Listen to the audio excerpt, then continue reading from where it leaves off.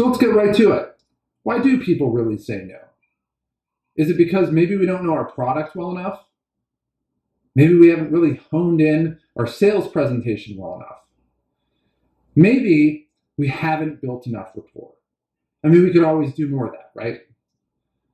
Maybe we need to overcome an objection that they've given us that we just have a hard time overcoming.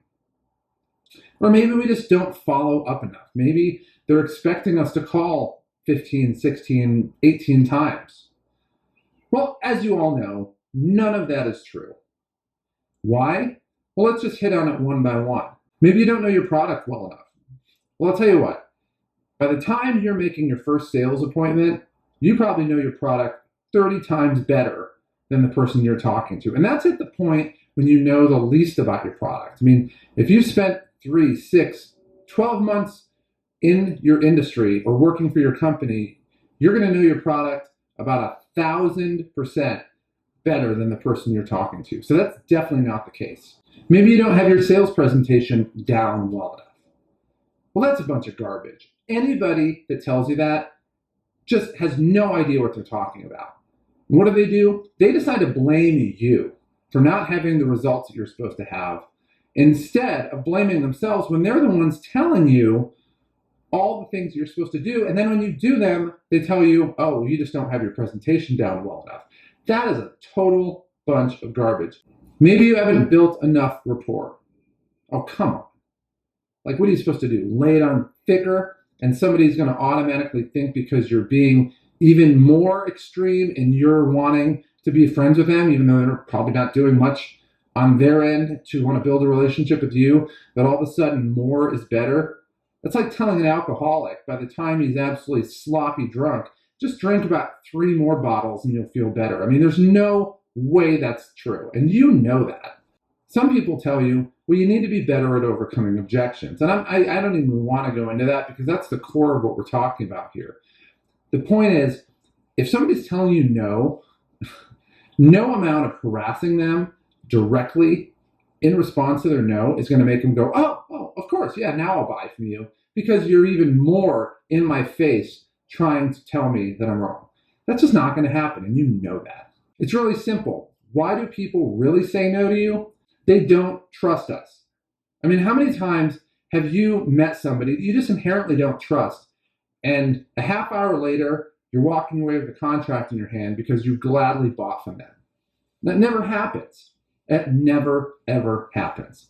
Every time that you're talking to somebody and they give you some really pathetic excuse and you walk away empty-handed, it's not because you did anything wrong. It's because they don't trust you. And the reason is you're reminding them of all these other people that they absolutely don't trust and they're never going to buy from. And you're just mimicking them. In their eyes, you're no different than any of these other untrustworthy people. And why would they ever buy off of somebody like that? You know, when I'm watching a game, a lot of times I'm not necessarily looking for somebody to root for. I'm trying to look for somebody to root against.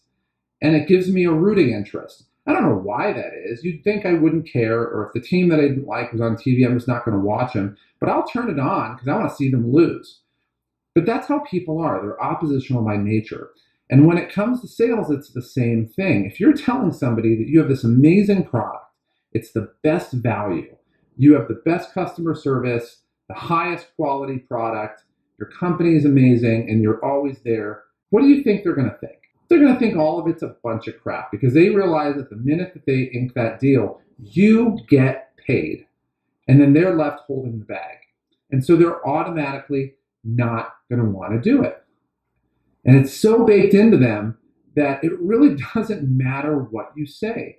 If you tell them one thing, they're not going to believe it. Now, on that point, later in the modules, we're going to actually touch on this, and I'm going to show you how to actually use this to your advantage. Now, the fourth reason that people will tell you no is that they're scared. No, that's actually not the word. They're petrified of looking stupid. I mean, they don't want to sit here and brag to their friends or go on social media and tell somebody that they bought something, only to find out that they're the only people that feel like that. Next thing you know, they get ratioed and the tweet gets deleted or the Instagram post gets deleted. They don't want to look stupid because there's no going back from that one. There's no return policy on looking stupid. And they're going to do whatever they can to avoid that. Even if it means avoiding what in their mind makes sense as a really smart decision, they're not going to get ratioed over buying something. Now, the fifth reason why people say no to you is that they've been screwed before. They've met some person that said all the right things and they didn't really think about it and it sounded great and they were just feeling a little insecure at the time and this just made them feel good. They bought from this guy or bought from this girl and the salesperson did all the buttoning up they're supposed to do, and next thing you know, they realize that they got screwed. And it could be a car, it could be something off eBay. That's the whole reason that PayPal is in existence, because it's really designed to cover your butt, because you might buy something from eBay and get screwed, and now you at least have a way to get your money back. But people have been screwed before, and they have that scar on their soul, and they do not want to let that happen again. And as a result, guess what? They're really inherently not wanting to trust you. Now, the last, and what may be the most powerful reason why people tell us no, is that we've trained them to say no to us. I've trained people to say no to me countless times, and I know you have too. And the reason for that is that when we're approaching somebody and we're going through a sales presentation, we have this neediness inside of us. We feel like we need to make the sale. We have a goal to make. I mean, that's a lot of the reason why many people are in sales, is they're kind of goal-centric in how they think. And so if they need to make a number by the end of a week or the end of a month or the end of a quarter, and it's getting close, they're getting needy because they realize this is a make or break situation, and they need to be on their A game and they need to close this sale. But as a result, this neediness, again, this feeling inside of you always has a physical manifestation.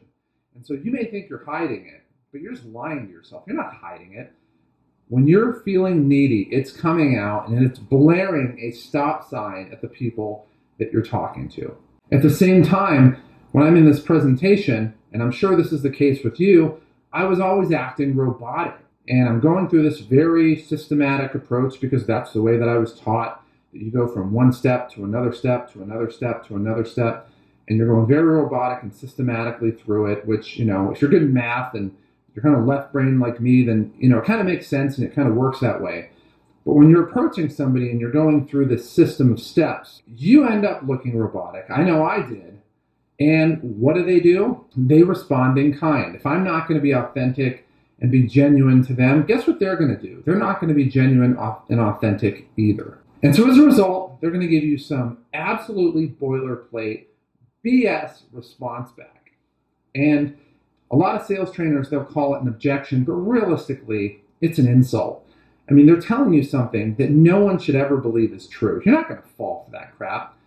And yet, we're sitting here chasing our tails, trying to overcome this objection. It's not really even an objection. Again, it's not really complicated. It's really simple. They're basic things that you and I do all the time. You're probably going to do it by the end of the day. And even a week from now, you're probably going to do it about 10 to 20 times. Why? Because it works.